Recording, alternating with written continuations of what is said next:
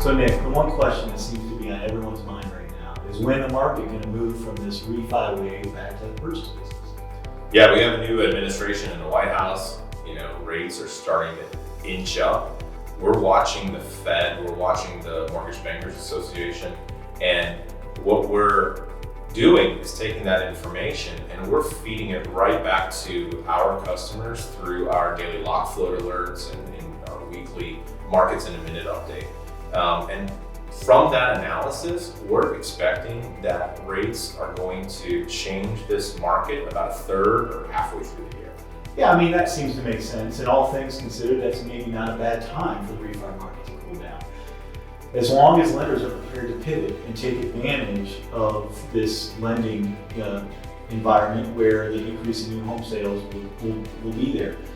I'm not just talking about a typical summer, new house buying process, but there is a lot of pent-up demand. And there's people who would have moved over the last 12 months if it weren't for COVID. There's also people that in rural areas are struggling to find inventory to move to, but that's all looking to change at kind of second half of the year. So we're seeing that this new purchase it's all teeing up for kind of the back half. Yeah, and you mentioned pivoting. You mentioned the lenders pivoting, and then of course the marketers and the loan officers within those lenders, they have to pivot too. They need to change their approach to marketing in order to capture this new type of business. So we have a series of blueprints for success around making sure that they're capturing the new home business. And the first one I like to talk about is the prospecting workflow. It's first in the series, it makes sense. It's easy to deploy co-branded content automatically with Surefire to your prospects.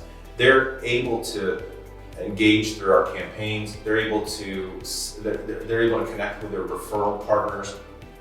And with an enormous library of content like Surefire has, you're never going to be repeating your message over a very, very long drip campaign, right? And so they're able to distribute single property flyers, they're able to create single property websites, and they're able to use open house intelligence. You remember open houses, Bill? Yeah. Okay, so open houses are where people come to a home to check it out, but before you pick up a flyer, and Surefire provides a huge amount of value to your real estate partner because we can digitize that open house process and capture those leads automatically for the loan officer to follow up on. So, again, we've been doing this a long time and we find ways to really make this engagement with those borrowers easier. You talked about the first blueprint, there's a series of them. The second one is really our in-process workflows. I mean, these are very educational, video-rich content pieces that help walk that consumer through in a very engaging, lighthearted, fun way. I mean, this takes some of the anxiety out. This is the biggest decision of their life. So, this second blueprint really helps drive that home and bring them to the finish line. Yeah, and so they get there, they get to the finish line, and we're done marketing to them, right?